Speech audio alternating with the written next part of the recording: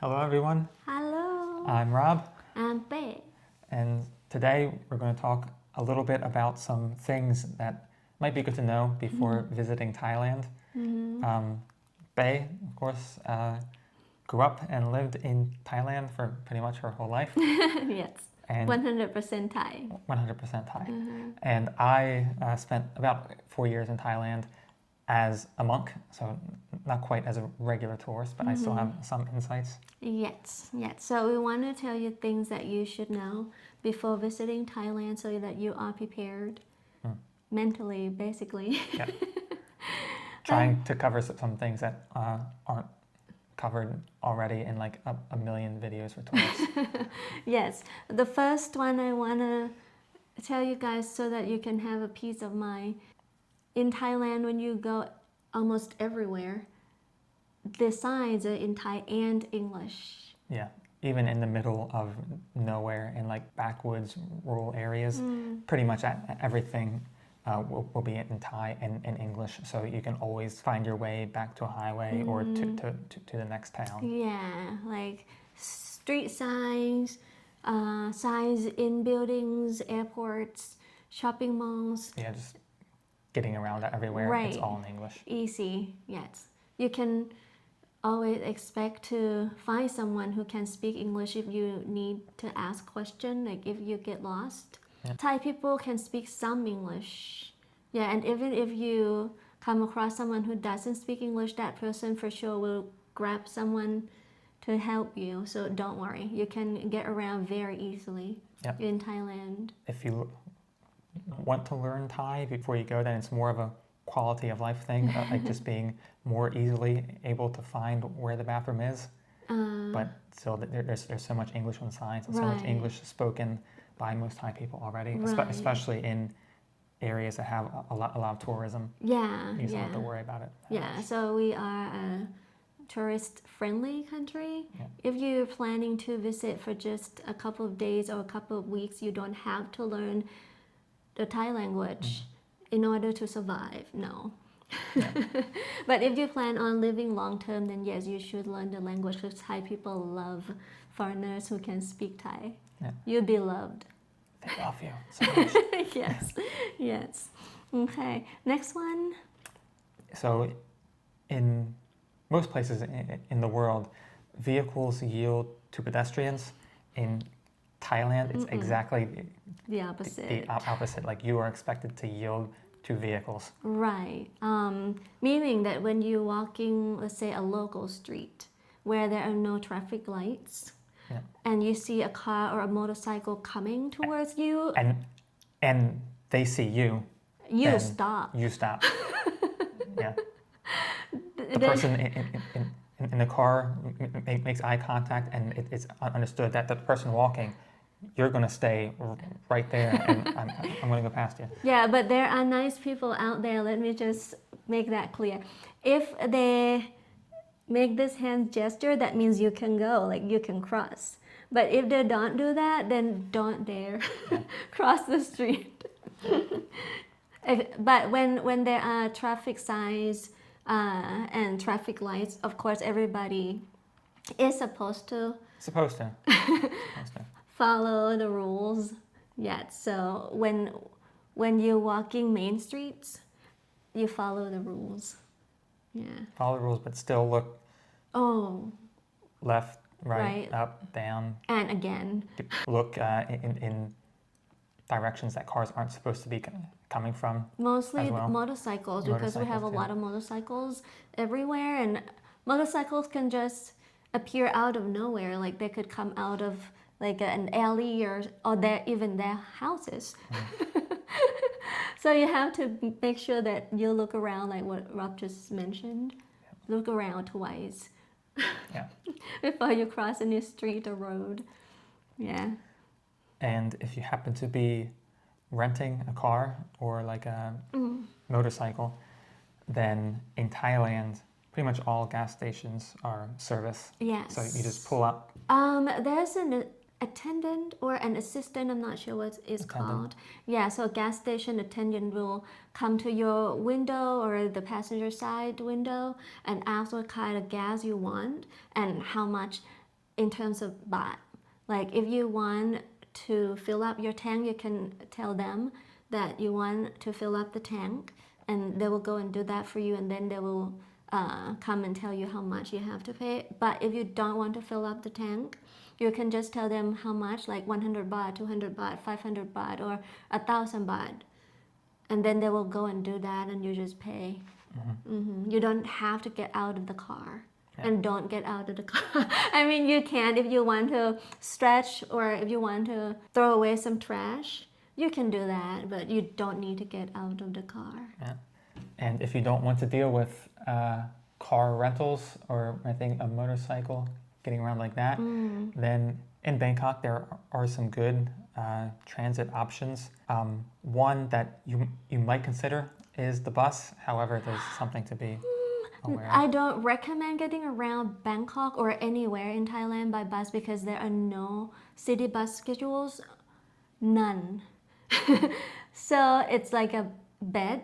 You just have to go there to the bus stop and just wait and wait and wait and wait. If you're lucky, if it's a good day, the bus comes very quickly. But if it's a bad day, if it's not your day, chances are that you will have to wait for 20 minutes, half an hour, sometimes during rush hour, an hour or 2 hours, and that's from my own experience. Because most of the time, in the morning and in the evening, it's crowded. Like you really have to fight to get on the bus, and it's not safe.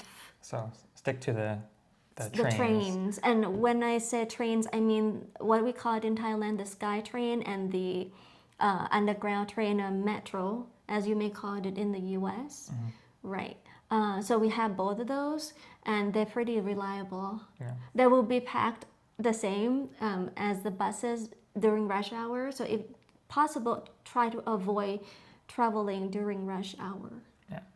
Now, if you're looking to travel outside of Bangkok, then they have like these like minivan buses that can seat like 14 people, and then they even have like full size like tour buses, which in Thailand can actually be very nice, like much nicer than you would find not like in the the US. Greyhound bus here.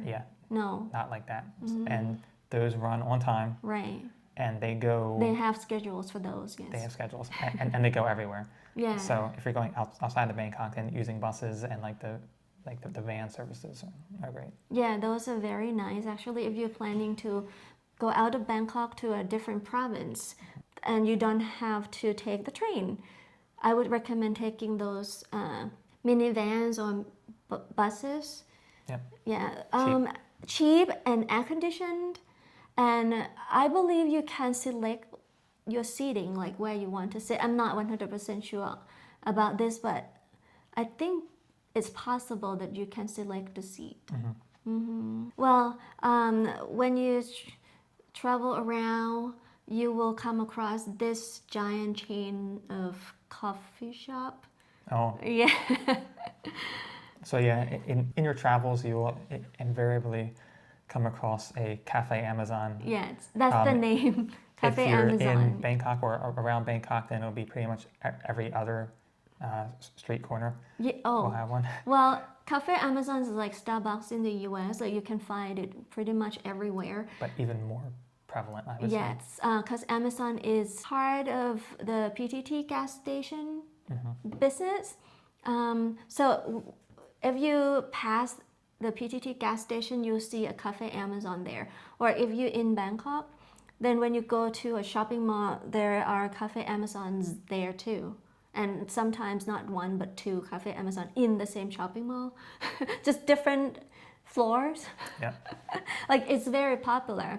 Because, and it's Thailand, like it's much cheaper than Starbucks, because Starbucks in Thailand actually costs even more than Starbucks in the US. Which is ridiculous. So go to Amazon, and I recommend the cocoa bun, which is like a cocoa slushy, like frappuccino.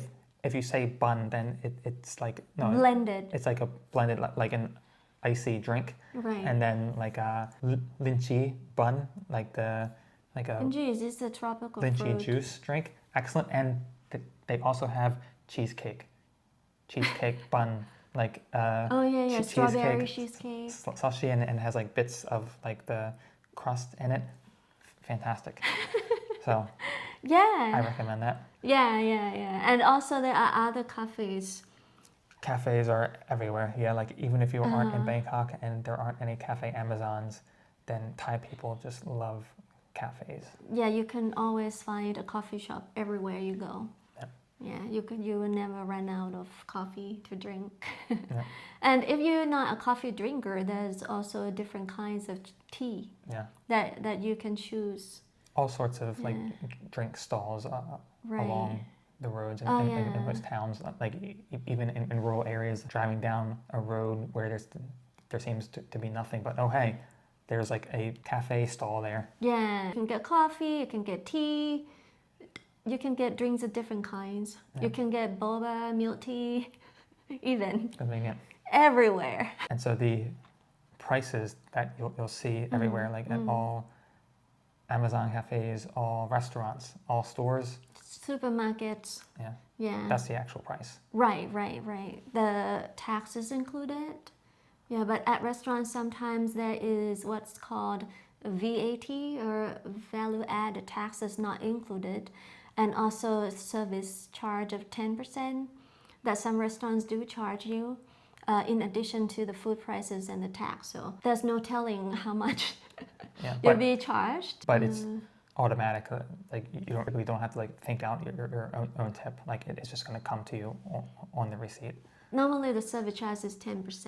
Yeah. Yeah, but if you want a tip on top of that, that's fine. They'll be happy to get more money. But that's only in restaurants. At other places like shopping malls and supermarkets, the prices you see on the price tags are the prices you're gonna pay. Mm-hmm. Yeah, like sales tax is included. You don't have to like be thinking about like how much something will actually be costing you once it comes time to pay. You pretty much always know. Right, and you are not expected to tip in Thailand at all. Like people don't expect you to tip, but if you do want to tip, if you really like their service, then go ahead and do that. They appreciate it. Yeah, you don't tip taxi drivers. Yeah. But again, if you like the driver, if the driver has been very friendly, you can tip them. Yeah, Okay. but it's not a common practice because Thai people don't tip taxi drivers. Yeah. All right, now let's talk more about food. Yeah. So we mentioned that cafe Amazons are everywhere, and then 7-Elevens are another thing, which is everywhere. So like every block, maybe, well, I would say almost every block has a 7-Eleven. Yeah. And as you know, it's open 24/7. But what you see at 7-Eleven in Thailand is a lot more interesting than the things that they have at 7-Eleven here in the U.S. Yeah, like a U.S. 7-Eleven is quite boring compared to Thailand. And in the U.S., like 7-Elevens and convenience stores, like they always sell things at like a huge markup. Whereas in Thailand, like you want anything, like it's pretty much the same price as what you would find in a regular grocery store. Right. Yeah, so if you need something, like if you want to buy soap or toothbrush or something like that, just go to 7-Eleven nearby, it's fine. And they also just have like interesting foods, like all sorts of snacks, and they'll have like sort of like odd foods, like a sticky rice burger, where it's like two patties of sticky rice and then your beef patty. There's so many different kinds of snacks and food options at 7-Eleven. Like you'd be surprised. Just go in there. You don't have to buy anything, but I'm sure if you are in there, you will buy something. Yeah. Like you will not be able to resist the temptation of the food that's there calling your name. So much interesting stuff, and like when you come back to America, then you'll just feel disappointed. And anytime you go into a gas station, convenience store, or even a 7-Eleven. Yeah. Like I asked Rob that I wanted to go in at 7-Eleven in the U.S. to see what they have, and I was so disappointed. Yeah. There were not a lot of interesting things, and also they were like overpriced. Yeah. Yeah, but in Thailand you can rely on 7-Eleven. Yep. And even if you don't want 7-Eleven, then there's still pretty much any kind of food you can imagine everywhere. Yeah, street food, as everybody knows of. Thailand is famous for its street food. Yeah. So if you feel hungry or if you just want something in the middle of the night, just go out. And again, if you don't want to go to 7-Eleven, which is right there, you can find street food in Bangkok all day, every day. But if you go outside of Bangkok, that could be a different story. Yeah. Yeah. Like in the more rural areas, and pretty much everything is shuttered at about 8 p.m. and there's nothing to buy anywhere. Right.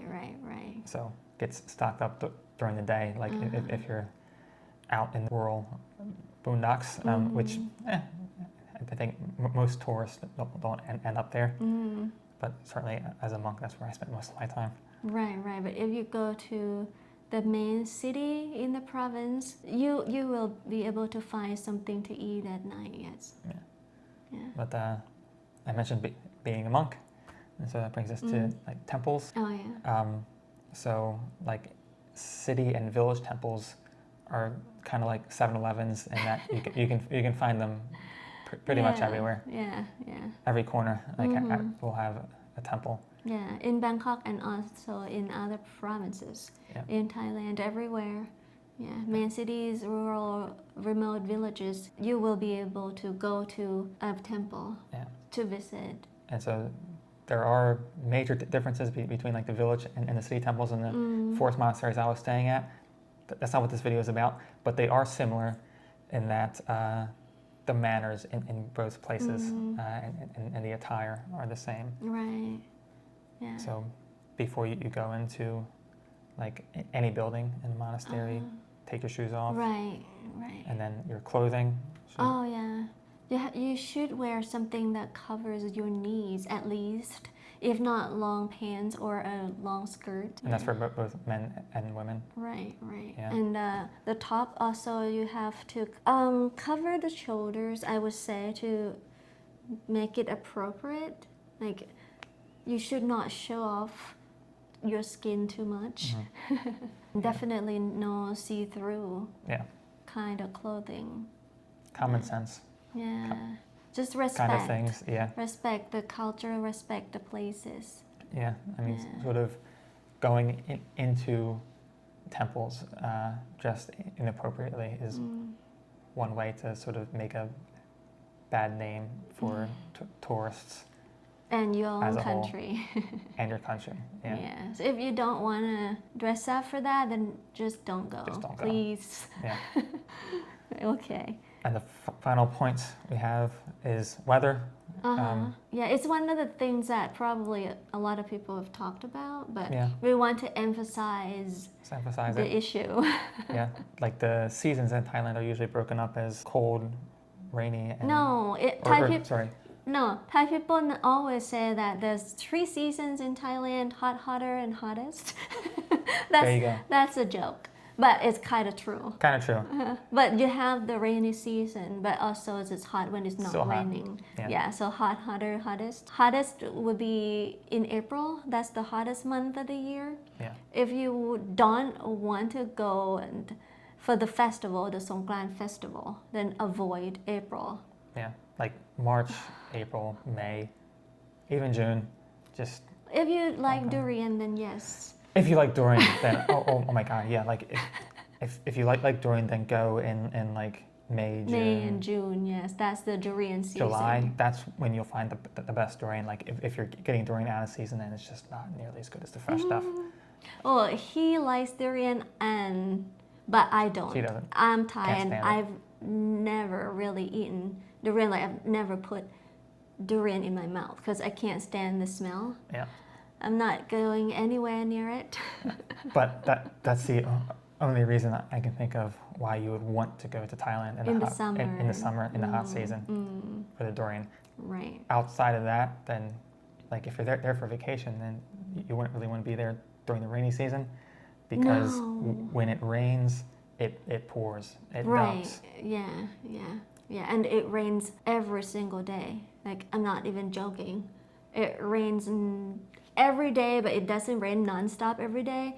It rains at almost exactly the same time every day. I don't know how it does that in Thailand. Like it rains on schedule. Yeah, you can almost set your clock by it. Yeah. Like if it happens to be raining at 2:30, then it will rain every day at 2:30 for a week. Yeah, or at 5 p.m., which is the most inconvenient time for workers because they're about to leave the office and go home, and then it starts pouring rain every single day, like Monday through Friday.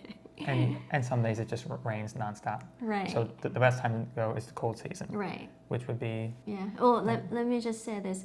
It depends on which region of the country that you go. It varies a bit, yeah. Yeah, like in Bangkok, it does that when it's the rainy season. But if you go to the north, east, or the south, this could be different. Mm-hmm. Yeah, the weather is different depending on the region, right? So check before you go. Like if you want to go to Chiang Mai in the north, or if you want to go to Phuket in the south, you have to do your own research and check when you want to go and what the weather is going to be like during that period.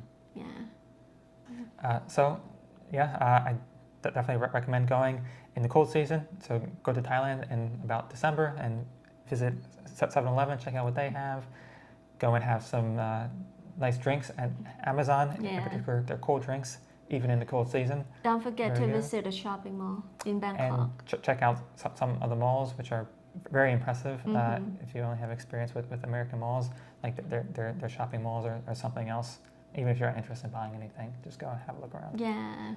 All right, that's it for this video. That's it. Thank you for watching. Thank you for watching.